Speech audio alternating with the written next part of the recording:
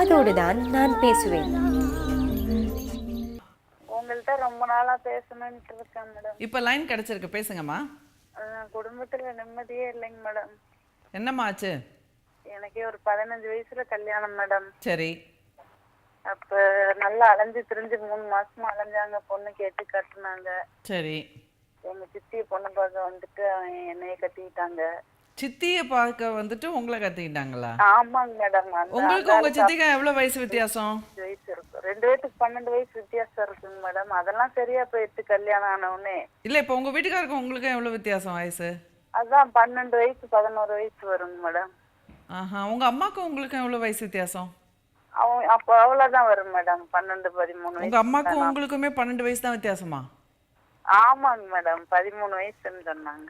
உங்க அம்மாக்கு நீங்க 13 வயசுல பிறந்துட்டீங்களா? ஆமாங்க. அப்படித்தான். சரி. உங்களுக்கு எத்தனை புரிஞ்சுக்காங்க. சரி, உங்களுக்கு எத்தனை வயசு இருக்கும்போது திருமணம் ஆச்சுமா? எனக்கு 14ங்க மேடம். 9th தான் படிச்சேன். சரி. எத்தனை வயசுல குழந்தை பிறந்துச்சு? நல்லா நிச்சயிக்கப்பட்டு பெரியவங்களா பார்த்து முடிச்சு வச்சதுதான் மேடம். இன்னும் வரதட்சணை சண்டையே தீர மாட்டேங்குது. இப்ப எத்தனை வருஷம் ஆச்சு திருமணம் ஆகி? 25ஆம் வருஷம் ஆச்சுங்க மேடம். 25 வருஷம். ஸோ அப்பனா இப்போ உங்க வயசு வந்து 39 வயசு. 40 வயசு ஆச்சு. 40 வயசு. அதான் 80ல பிறந்திருக்கீங்க. 40க்குள்ள 400 வருஷத்துல பட்ட கஷ்டம் பூரா அனுபவிச்சிட்டேன் மேடம். உங்களுக்கு கூட பிறந்தவங்க எத்தனை பேரு? யாருமே இல்ல மேடம். ஒரே பொண்ணு. உங்க அப்பா என்ன வேலை செய்யறாரு? எங்க அப்பா மிலிட்டரியில இருந்தாரு. அவங்க அத்தை மகனை கட்டி அவங்க பிரிஞ்சுட்டாங்க நான் பிறந்தவனே. சரி. இன்னும் காடு கரை எல்லாம் ஒன்னாதான் இருக்கு. அவங்க எல்லாம் அப்படியே விலகிட்டாங்க, எந்த பிரச்சனையும் இல்லாம. சரி.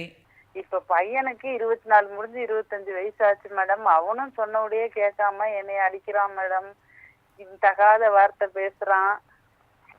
பொண்ணும் பாத்தீங்கன்னா 10thலயே ஒரு பையனை காதலிச்சு அது ஒரு பிரச்சனையை கொண்டு வந்து அதை சால்வ் பண்ணிட்டு மறுபடியும் மண்ணெண்ணெயை ஊத்தி பொருத்தி அது கொஞ்சம் நல்லா ஆகி கோயம்புத்தூர் ஜிஹெச்ல வச்சிருந்துட்டு அது ஒரு கல்யாணம் ஆகி 2 பிள்ளைங்க இருக்கு. ஆளை கல்யாணம் பண்ணிட்டு போயிடுச்சு மேடம். நிம்மதியே இல்லை வாழ்க்கையில. எனக்கு யாருக்கிட்ட சொல்றதுன்னே தெரியல. பல முறை நான் உங்கள்கிட்ட பேசணும்னு நினைச்சேன். இன்னைக்கு தான் கிடைச்சிருக்கு மேடம். வேதனையா செய்யறதுனே தெரியல. வருஷத்துக்கு 10 நாள் வாழ்றது. நான் வந்து இந்த நோயாளிகளை பாத்துட்டு இருக்கேன் மேடம். பீலமேட்ல இந்த அமெரிக்கா ஜெர்மன் இப்படி விட்டுட்டு போயிடுறாங்கல்ல அம்மா அப்பாக்கெல்லாம் அப்பார்ட்மெண்ட் வீட்டுல. அதைய பார்த்துட்டு அப்படியே இருக்கிறது. 2 மாசம் தங்கிடுறது. அங்கேயே பார்த்துட்டு வந்து வாடகை கொடுக்கறது. இன்னும் ஒரு வீடா வாசலா எதுவுமே இல்லை மேடம். பிள்ளைகளும் சொன்னபடி கேட்கல. புருஷனும் சரியில்லை. நிம்மதியே இல்லை மேடம் வாழ்க்கையில. என்ன செய்யறதுன்னே தெரியல. நீங்க தான் அது ஒரு வழி சொல்லணும். சொல்லுங்க. என்ன வேணும்னு நினைக்கிறீங்க? என்ன முடிவு இருந்தா? இந்த மாதிரி உங்ககிட்ட ஒரு பொண்ணு வந்து அழுதுச்சுன்னா அந்த பொண்ணுக்கு என்ன முடிவு சொல்வீங்க நீங்க? ஒரு ஆறுதலாவது சொல்லுங்க மேடம். வேற என்ன கேட்க? இல்லை, அதான் கேட்குறேன். இப்போ உங்ககிட்ட யாராவது வந்து இந்த மாதிரி சொல்லி அழுகுறாங்கன்னு வச்சுக்கலாம், ஒரு முடிவு வேணும்னு சொல்லி, இது வந்து தாங்க முடியாமல் அளவுக்கு போய் டார்ச்சர் ஆயிருக்கு, எனக்கு என்ன முடிவு இருக்கும் அப்படின்னு சொல்லி உங்ககிட்ட யாராவது வந்து கேட்டாங்கன்னா நீங்கள் என்ன சொல்லுவீங்க மனதார? என்ன சொல்லுவீங்க சொல்லுங்க. நீங்க என்ன சொல்லுவீங்க? நீங்க முதல்ல சொல்லுங்க. என்ன மேடம் சொல்றது? நீங்க தான் இதுக்கு ஒரு முடிவு நான் முடிவு சொல்றது இருக்கட்டும்மா. இப்போ உங்ககிட்ட உங்களை மாதிரியே வாழ்ந்த ஒரு பொண்ணு வந்து இவ்வளோ தாளாத துயரத்தில் வாழ்ந்திருக்கால, அந்த கதையெல்லாம் சொல்லி எனக்கு ஒரு தீர்வு வேணும், இதுக்கு என்னதான் முடிவு இருக்க முடியும் அப்படின்னு சொல்லி வந்து கேட்டா உங்களுக்கு என்ன தோணும் மனசுல? என்ன தோணும்? செத்துறலான்னு தான் தோணுது மேடம். அந்த பொண்ணு செத்துருன்னு சொல்வீங்களா? நான் நீங்க உங்களை பத்தி நான் கேட்கல. நான் உங்களை பத்தி கேட்கலம்மா. உங்ககிட்ட ஒரு பொண்ணு வந்து உங்களை மாதிரி அழுதுச்சுன்னா அந்த பொண்ணுக்கு நீங்க சொல்லக்கூடிய தீர்வு என்னவாக இருக்கும் நான் உங்களை கேட்குறேன். சும்மா சொல்லுங்க மனசுல என்ன. அது காலம் பாதி காலம் போயிருச்சு, அனுசரிச்சு எப்படியாவது வாழு அப்படின்னு தான் சொல்லுங்க. அதேதான் உங்களுக்கும். புரியுதா?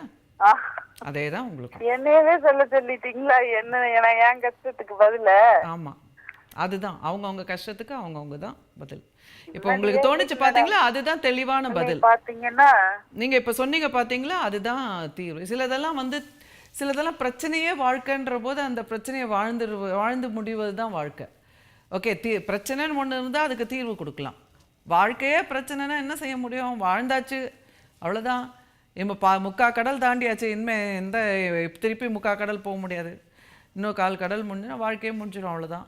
இனிமேல் நீங்கள் கொஞ்சம் உங்கள் ஹெல்த்தை பார்த்துட்டு உங்களுக்கு அமைதியாக எங்கேயாவது போய் யார் வீட்டோடையாவது இருக்க முடியும்னா அந்த எஸ்கேப் ஆக முடியும்னா எஸ்கேப் ஆகிடுங்க. அந்த ஊரை விட்டே எஸ்கேப் ஆகிடுங்க. எங்கள் 3 பேரும் எப்படியோ போயிட்டு போகிறாங்கன்னு மனசை திடம் பண்ணிவிட்டு போங்க. அவ்வளோதான், வேறு என்ன பண்ண முடியும்? நோ கான்ட்ராக்டில் போகிறது தான் பெட்டர். சரியா? ஓகே, அவங்களோட கால் கட் ஆகிடுச்சு. ஸோ ரொம்ப வேதனையாக தான் இருக்குது. சில பேரோட வாழ்க்கை வந்து இப்படி துன்பமாகவே போயிடுறது. அதற்கு காரணம் வந்து என்னென்னா நம்ம தெளிவாக இல்லாமல் இருக்கிறது தான். நம்ம வந்து கொஞ்சம் நம்மளுக்கு வாழ்க்கையில் ரொம்ப அப்யூஸ் வருது, இந்த மாதிரிலாம் நம்மளை வந்து இது பண்ணுறாங்க அப்படின்னு வரும்பொழுதே முழிச்சுக்கணும். இளமை காலத்தில் வந்து அதை விடக்கூடாது. இளமை காலத்தில் வந்து பழகிட்டோம்னா இந்த மாதிரி அடி வாங்கி திட்டி இந்த மாதிரிலாம் பழகிட்டோம்னா அப்புறம் வந்து வாழ்க்கையை அழுது அழுது அழுது அப்படியே பழகிட்டோம்னா அப்புறம் அதுலேருந்து வெளியே வர முடியாது. வயதானதுக்கப்புறம் வெளில வந்து என்ன தான் பண்ண முடியும்? ஸோ அதனால் நீங்கள் வந்து தியாகம் பண்ணணும். குடும்ப வாழ்க்கைன்னா தியாகம் பண்ணணும். ஆனால் அந்த தியாகத்துக்கு மரியாதை இருக்கணும். அந்த தியாகத்துக்கு வந்து ஒரு நன்றி உணர்வு இருக்கணும். சமீபத்தில் நான் ஒரு போஸ்ட் பார்த்தேன், ரொம்ப அழகாக போட்டிருந்தார் ஒருத்தர். என்னுடைய மனைவி வந்து என்னோடய தேவைகளை வந்து நான் பேச நினைப்பதெல்லாம் நீ பேச வேண்டும்ன்ற மாதிரி அவங்க போஸ்ட் இருந்தது. அதை மாதிரி பண்ணும்போது அவர் இந்த பாராட்டுதல், அந்த நினைவு கூறுதல், அதை மாதிரி சில கணவன்மார்கள் இருக்கும் பொழுது அதற்காக தியாகம் பண்ணலாம். ஆனால் அந்த மாதிரிலாம் இல்லாமல் ரொம்ப சுயநலமாக தருதலைத்து இருக்கிறவங்களுக்கு தியாகம் பண்ணாதீங்க.